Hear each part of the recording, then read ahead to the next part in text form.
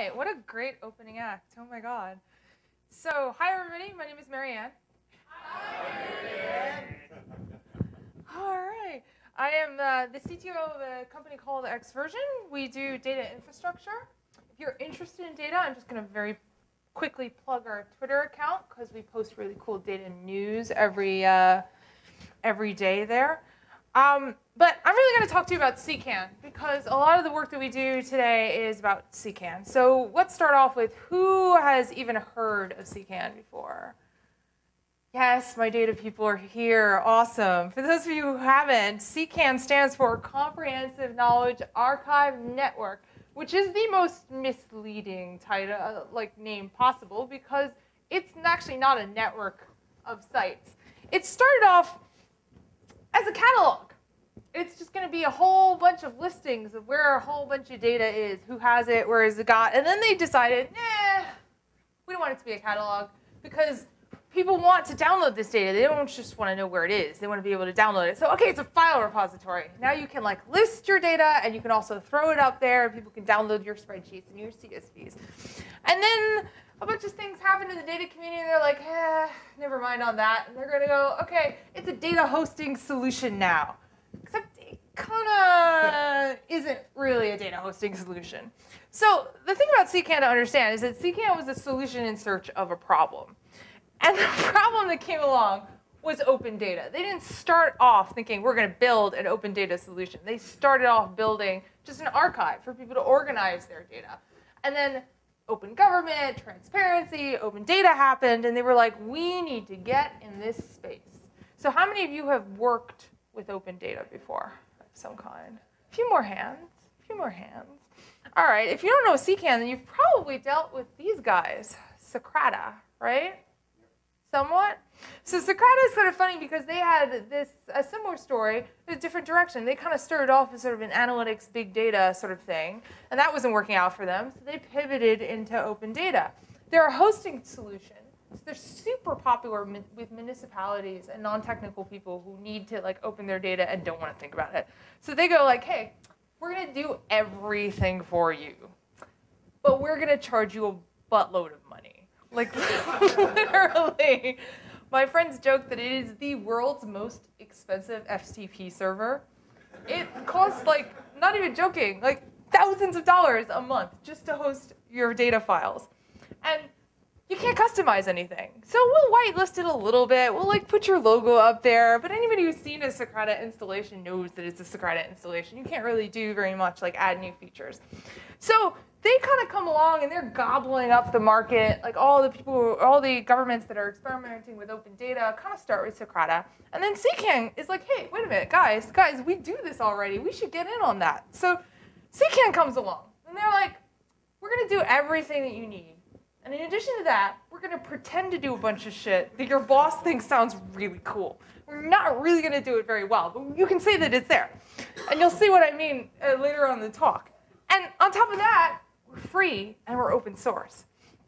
So what's happened is that everybody started off at Socrata, and then slowly but surely everybody's sort of moving on to CKAN.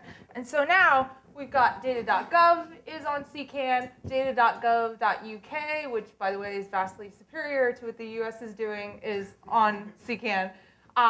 The Humanitarian Data Exchange, which is a project I'm actively involved in, is all on CKAN. You guys may not know this. There's a World's Fair in Milan. This is their logo. Apparently, they are opening all their data. So if you want to look at all the data of the World's Fair that's going on in Milan, there is the CKAN repository for that. So you've got all of this activity going on, but here's the thing. You don't have a lot of development going on. You don't have a lot of pull requests going on. In fact, what's weird about CKAN is that the more popular it gets, the less contributions the official code base gets. So in about 2009, I can't see my graph from my screen. In 2009, data.gov kind of started using CKAN, and they did a whole lot of, the data.gov.uk, excuse me, they did a whole lot of development. And then by the time data.gov, the US version, switched to CKAN from Socrata, it was sort of the contributions started going down further and further and further and further and further. There are now 140 instances of CKAN, which does not sound like a lot. But you have to remember that CKAN is an open data platform. So really, it's not going to appeal to like everybody. These are governments. These are like 140 governments and large organizations that are releasing their data on CKAN. So 140 is not a lot, but it's a large community of people using this technology. And I kind of wanted to know like why, because everybody wants to customize it. That's why you go on CKAN in the first place. Why is the development sort of dying out? Like why are people no longer engaged with contributing back to open source?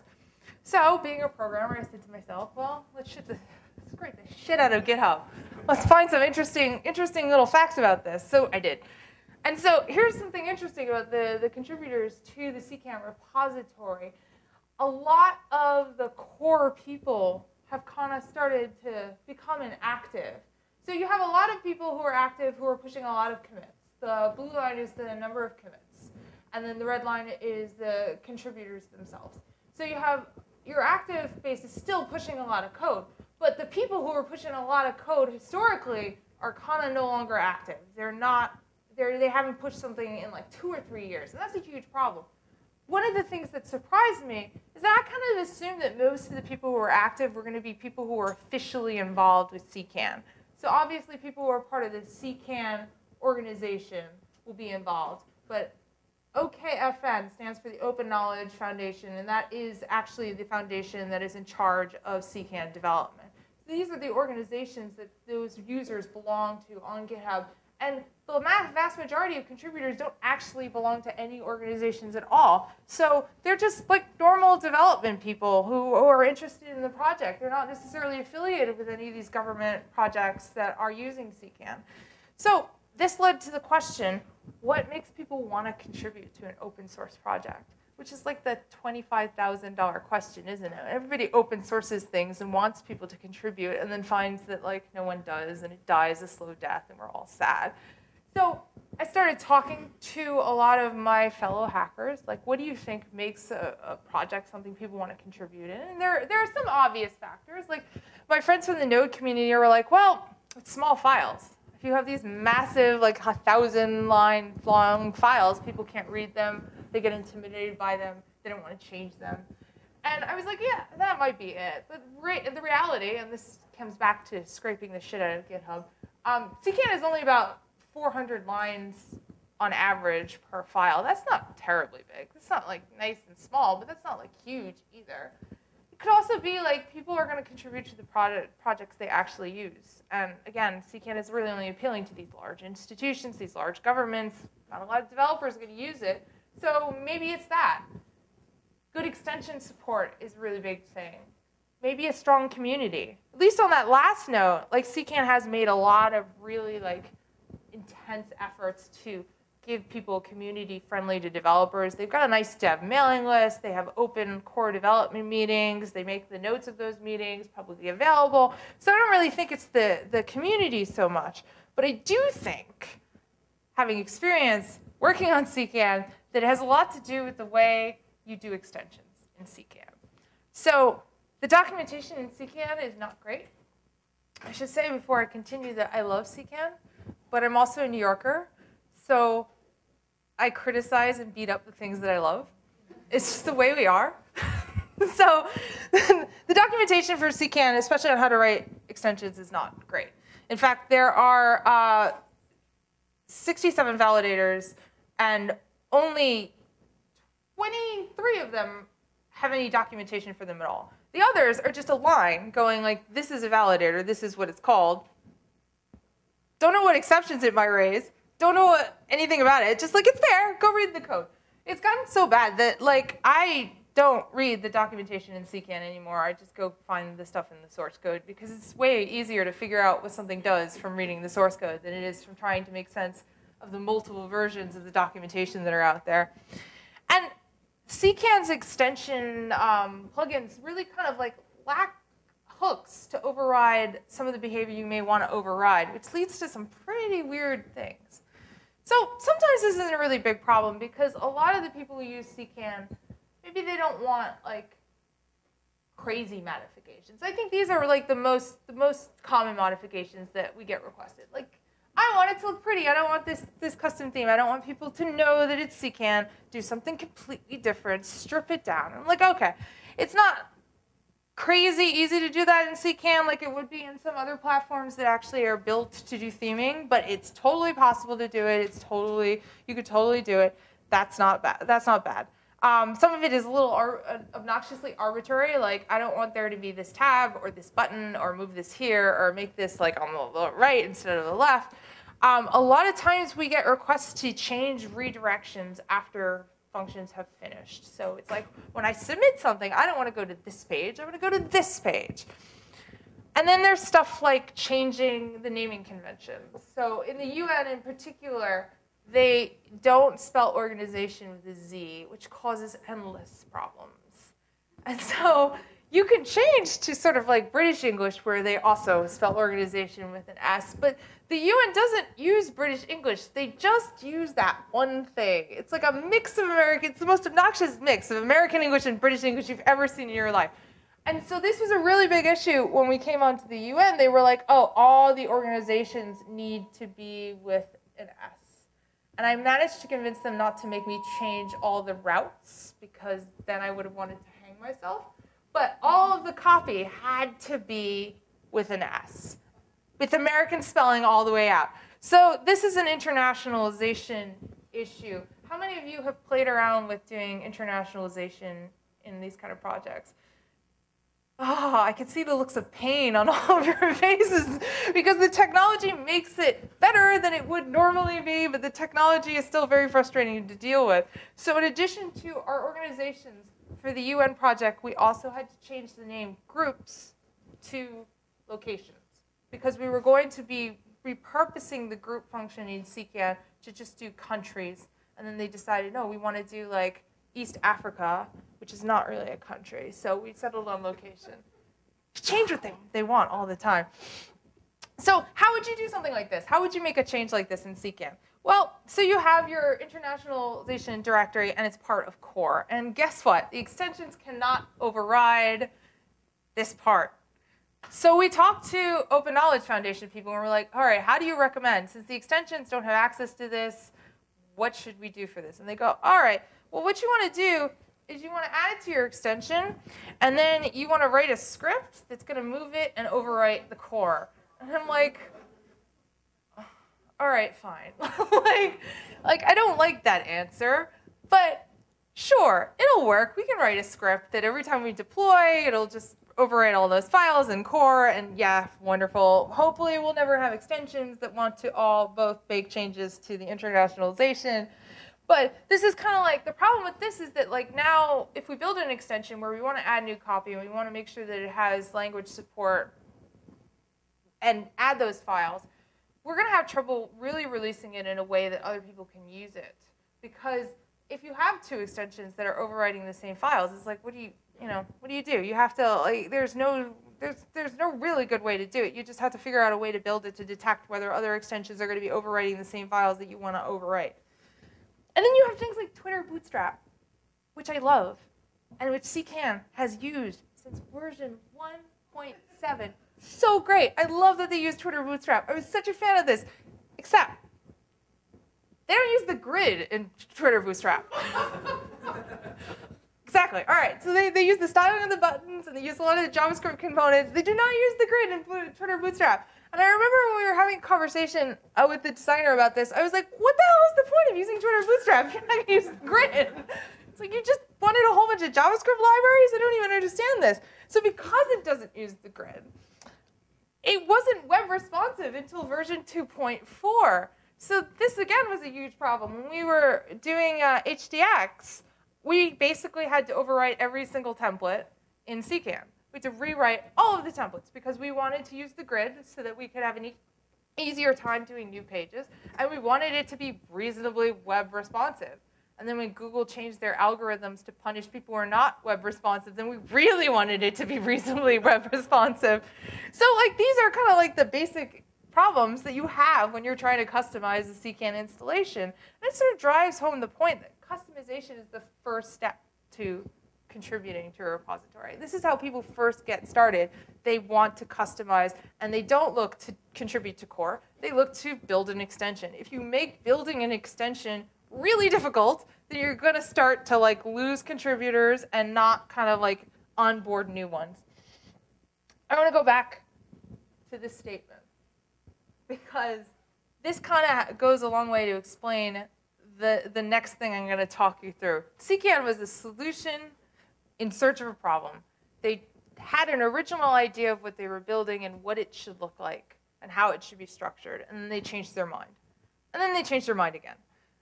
So as a result of this, this is the way data is structured in CKAN. So you have a data set, which is not what you think it is. A data set is like a container. There's no actual data in the data set. It's just basically a bunch of metadata.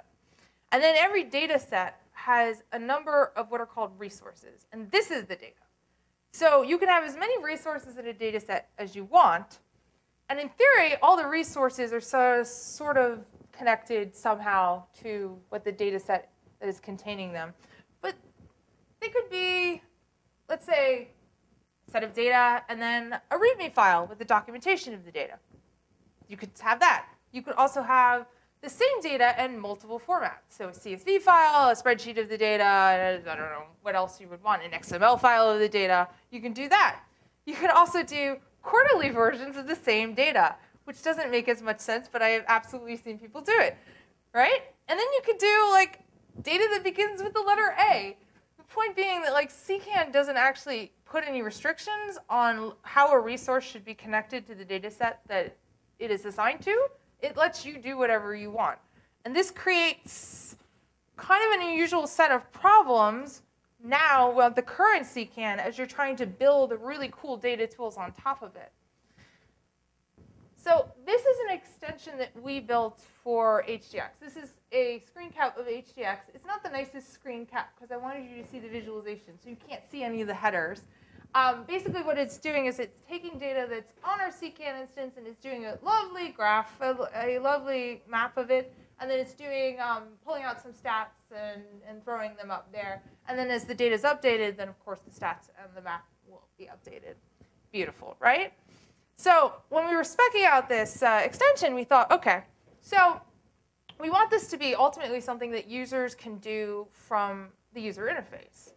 We want to be able to create a part of the form for organizations that allows people to select the data sets that they want and then visualize the data. So we're like, okay, so for that we need to get a list of data sets the user has access to, and we're going to create a drop-down, and then we're going to like get the data and display a beautiful visualization, organize everything. These are the players that we have to work with. We have two databases, we have a file store, and then we have a bunch of software that I'm going to explain as we go along. So when you're uploading data into CKAN, this is the way it works. CKAN creates a entity in the database and CKAN database saying, like, this is the data set, and this is the resource, and here's all the metadata. And then it uploads the file to the file store, and then from the file store, a piece of software called the data pusher takes it and pushes it into another separate database called the Datastore. And then when you want to get data out of CKAN, one of two things happens. Either CKAN goes to the Datastore and says, I need this data, I'm going to display it this way, and gets it from that database. Or you can use what's called the data proxy, which is sort of like a JavaScript library that talks to the file store and converts the data from the file to JSON and can display it that way. So here's where things get fun. The data store takes CSV and converts it to a Postgres table. It type guesses what the column should be to the best of its ability using the first 100 rows of data, but it is really awful at that, particularly with things like dates. So it will possibly mangle your data. And then the name of the table itself is actually the resource ID number, so it's a hash. The name of your Postgres table is a hash. Yeah. So, like, there are 1,001 different better ways to do this, but this is the way they decided to do it. So that's the way the data store works. So here are some interesting facts about the data store. It only stores data. It has no idea who owns the data.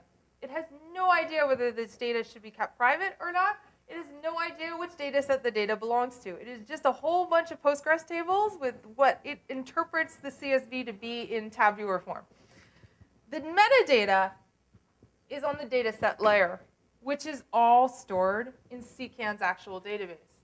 This database knows who the owners are. It knows which data is private. It knows which resources belong to which data set. It just has no idea which of that data is in the data store or not.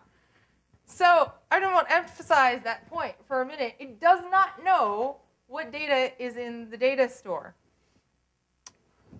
With one qualification. When the data pusher picks up a file, it does mark the file in the database as the data store has touched it. So when we first looked at this, we go, great, all right, so now we know what's in the data store because it'll have these little marks.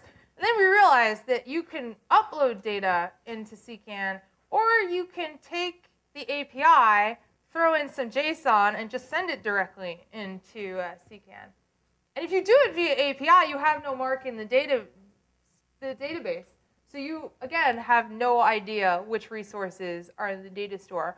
The way CKAN figures out which ones are in the data store is by basically sending a query through the API and going, hey, is this in the data store? This resource ID number, is this a table? And the data store goes, sure, here it is. Or, no, it's not. There's nothing here. And so that's great if you know which file you're looking at and you specifically want to know, is the data here? It sucks if you're trying to take all the data that's in the data store and give people options to choose from. So this sort of became a problem for us, and we're like, all right, cool. All right, new extension strategy. First thing you have to do is rewrite the API so that it marks which data has been thrown into the data store. Then we may actually have to rewrite the data pusher. And then maybe we can display some beautiful visualizations on top of that, possibly. So again, we find ourselves in this situation where we've done a lot of development work that is not exclusive to us, that other people are going to want to use, and we kind of feel like we're going to have trouble releasing this to the open source community because we're overriding so much of the core behavior. It's like this is not a nice, clean extension at this point. This is like we've ripped out CKAN's guts and threw it on the floor and just put like a new bionic insides in there. So nurturing contributors is really important. And you have really obvious things like having really good documentation. Everybody knows that's important. But you also have, like, I think, things that are not obvious to people. CKAN's big problem is that its parts are not really modular. It's sort of built with this idea of, like, we're going to use this technology, and we're going to write this technology so into CKAN that if you want to use a different technology, it's going to be really hard to get it out. A great example of that is that CKAN uses Solr. Solr is great. I like Elasticsearch. I would rather we use Elasticsearch. I prefer it. I can't move it. You know, it's so hard to remove that one component and switch it out with something else. It's so hard to upgrade Bootstrap into a different version of Bootstrap because the design is not particularly modular. I think that we should be adding lots and lots of hooks into our code for developers to extend, almost as many hooks as we would put in unit tests. Like, hook into everything. Things you think people don't want to change, they probably want to change it. And then it's just kind of a design thing. When you chase features to get users, you have these kind of architecture problems, right? It's just inevitable. So I think I have enough time for another example. Yeah, let's go for it. You guys want another example? You're in enough pain right now. I can see you're in enough pain right now. You want to drink, I want to drink too. But I can give you one more example.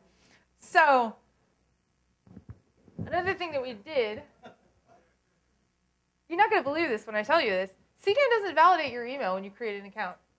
So you could have multiple usernames with one email, and you also have no way of knowing if that email is a valid thing. So you're thinking to yourself, wow, doesn't that create a lot of spam on CKAN installations? And yes, it does, in fact, create a lot of spam on CKAN installations. In fact, CKAN's main kind of demo site, datahub.io, has been shut down, I think, at least 2 times because there was just so many spam bots attacking it. They had to, like, literally nuke it, clear it out, start over. Okay, so it allows one email to have multiple accounts. login for username, does not validate emails, password reset through username, and our clients came back to us and said, this is a huge problem because people are creating usernames and then forgetting what their username is, and then creating more usernames, and then forgetting what those usernames are, and it would just be way easier if they could log in through email. And I'm like, well, that's a problem because CKAN doesn't enforce that those emails are unique, so I could change it so you can log in the email, but you're just going to log in through like the first account that CKAN can find in the database with that email. So we had a lot of work to do, and I was going through the code. And the thing about CKAN extensions is that, like, controllers, any behavior that's in the controller of CKAN, it's super easy to override. Any behavior that's in the actions of CKANs, actions are basically helper files. They do most of the CRUD stuff, the create, the update, the delete. That's super easy to overwrite. And then you get into the layers and layers of the core, and like that stuff starts to become really, really difficult to override sometimes. And so I found this one spot on this one file where all I had to do was add one line. I realized I just had to add the one line of code to that one part in the one file. And I thought, well, this is just like obviously the most perfect opportunity for a core contribution. I love these opportunities.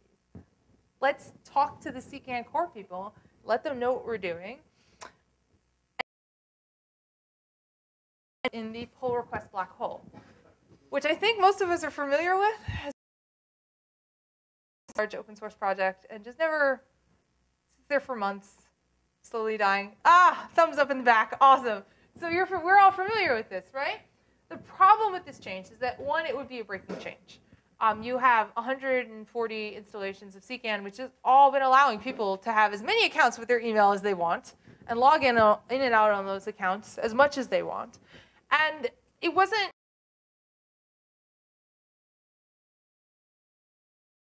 and I think there's sort of this attitude of, well, it works good enough.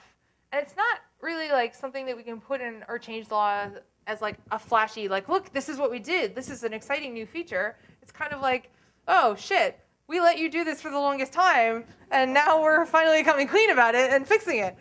So it kind of got ignored, and I think this is, in some ways, a problem with a lot of projects, is this element of politics that gets injected to it, where writing good code or changing the structure of an application, and we all know that no matter how beautiful you've written your application the first time around, things change. You're going to need to restructure it. You're going to need to refactor. You may have put it under some underlying library or technology, and a better technology comes along. But in open source communities, these become, I think, really political.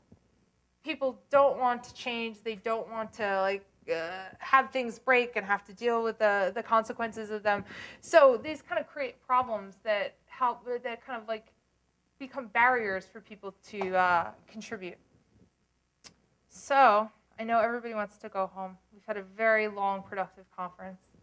That's basically all I have for you guys. Any questions?